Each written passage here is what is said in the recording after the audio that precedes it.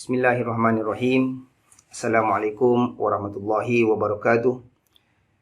Nahmaduhu wa nasta'inuhu wa na'udzu bihi min sururi anfusina wa min sayyiati a'malina wa nusalli wa nusallim ala rasulihil karim sallallahu alaihi wasallam. Alhamdulillah thumma alhamdulillah. Selawat dan salam kepada Rasulullah sallallahu alaihi wasallam. Syukur banyak-banyak kepada Allah Subhanahu wa taala kerana kita sedang berada di pertengahan bulan Ramadan, di ambang tengah-tengah bulan Ramadan, yang mana pada awal Ramadan kita menyambutnya dengan begitu cinta, kasih, dan kita begitu gembira, begitu bersemangat, begitu teruja sekali untuk kita tenggelam di dalam rahmat Ramadan. Dan ini kita sedang berada di pertengahan di mana ujian di antara masih ada lagikah, kekal lagikah semangat yang kita ada pada awal Ramadan untuk kita bawa sehingga ke akhir Ramadan. Saya kira bagi orang-orang yang menghargai Ramadan, dia akan mengisi Ramadan dengan amalan-amalan kebaikan. Kerana kebaikan-kebaikan dalam bulan Ramadan akan diberikan ganjaran yang berlipat kali ganda. Dan diberitakan di dalam hadis, mafhum daripada hadis, amalan sunat diberikan pahala seperti amalan fardu, manakala amalan fardu yang dilakukan pada bulan Ramadan digandakan sehingga 70 kali ganda. Masya Allah. Justru saya bawakan satu hadis, mengisi tajuk perkongsian saya untuk kali ini, Ramadan Madrasah Al-Quran. An Abi Sa'id Al-Khudri radhiyallahu anhu qala Rasulullah sallallahu alaihi wasallam yaqulu Rabbu azza wa jalla man syaghalahu al-Qur'anu an zikri wa mas'alati a'taituhu afdala ma u'tiya sa'ilina wa fadlu kalamillahi ala sa'iril kalami ka fadlillahi ala khalqi. Hadis riwayat Tirmizi. Sayyidina Abu Sa'id Al-Khudri radhiyallahu anhu meriwayatkan bahawa Rasulullah sallallahu alaihi wasallam bersabda, Allah Subhanahu wa taala berfirman, jikalau sesiapa mendapati tidak ada masa untuk mengingatiku dan berdoa kepadaku kerana sibuk dengan Al-Quran, maka aku akan mengurniakan kepadanya perkara yang terbaik yang aku kurniakan kepada orang yang berdoa kepadaku. Ketinggian perkataan Allah ke atas segala perkataan adalah seumpama ketinggian Allah Subhanahu wa taala sendiri ke atas segala makhluk ciptaannya. Jadi kita ambil kefahaman daripada hadis ni, bahawa orang yang tidak sempat untuk bermunajat pada Allah SWT, tak sempat nak zikir lain, dia tak sempat nak berdoa, dia tak sempat nak meminta-minta kerana kesibukan dia dengan Al-Quran. Dia sibuk sangat dengan Al-Quran. Allah Subhanahu wa taala berjanji, Allah Subhanahu wa taala akan beri a'taituhu afdala ma u'tiya sa'ilin, akan diberi lebih baik daripada orang yang meminta-minta. Satu orang sedang sibuk meminta-minta bermunajat pada Allah SWT, satu orang ni tak sempat berdoa, dia sibuk dengan Al-Quran, Allah SWT akan bagi lebih baik daripada apa yang diberi kepada orang yang minta. Justru bila kita dengar satu hadis ni, kita jadi gairah, kita jadi semangat untuk memenuhi Ramadan kita dengan Al-Quran.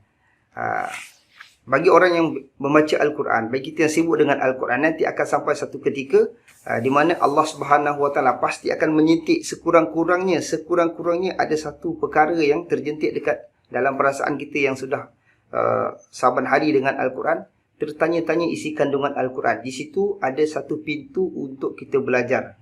Saya nak bawa masuk ke dalam tajuk, ini adalah Madrasah Al-Quran. Pertama, bulan untuk kita berlatih, madrasah, tempat kita berlatih untuk kita berdamping dengan Al-Quran. Ini bulan Ramadan. Kalau siapa-siapa yang ada pengalaman pengajian di Mesir, Masya Allah, tengok kehidupan mereka dalam bas, dalam teksi, semua mereka sibuk dengan Al-Quran, isi masa dengan Al-Quran. Jaga mereka, guard, pengawal keselamatan, pengawal apa, mereka ada bangunan-bangunan, rumah-rumah dikawal, guard. Kita sebut guard lah, kan? Di sana disebut bawabah ataupun bawab.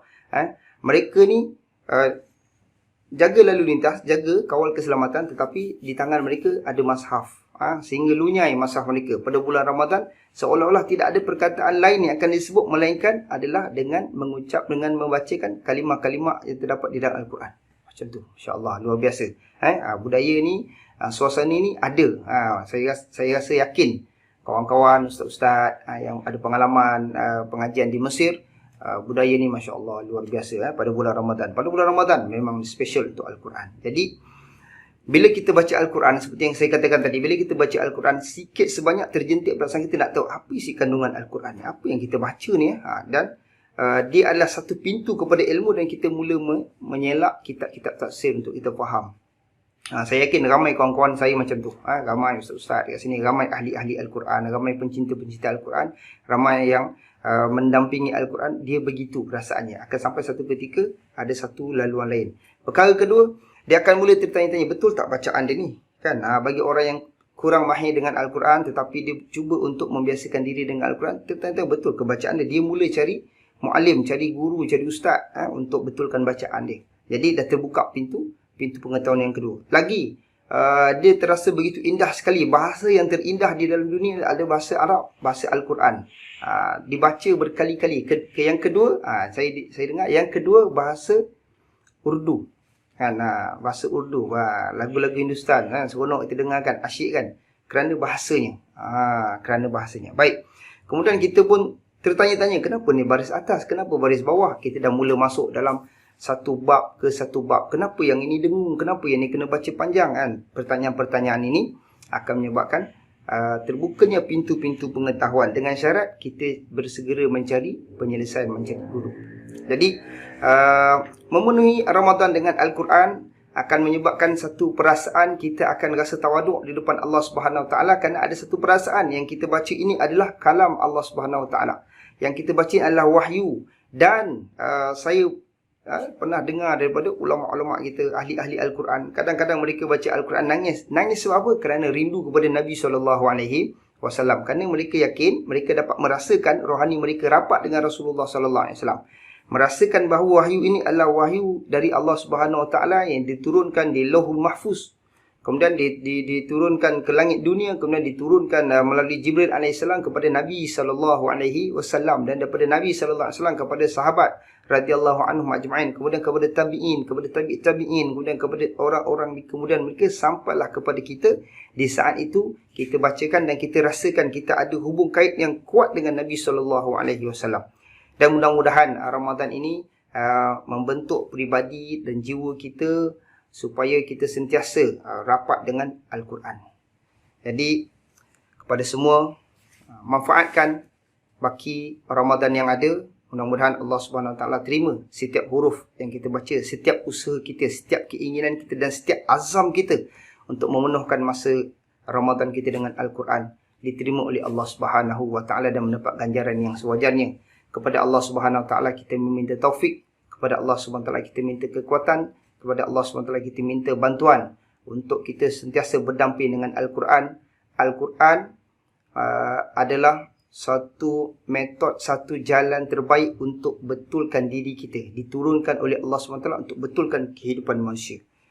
Jadi kita bersyukur pada Allah Subhanahu Wa Taala kerana kita bertemu dengan bulan Ramadan, dan Ramadan adalah madrasah Al-Quran dalam diri kita, diri pasangan kita, diri kaum keluarga kita, dan diri umat Nabi SAW. Selamat menikmati Ramadan, selamat menghayati Al-Quran. Assalamualaikum warahmatullahi wabarakatuh.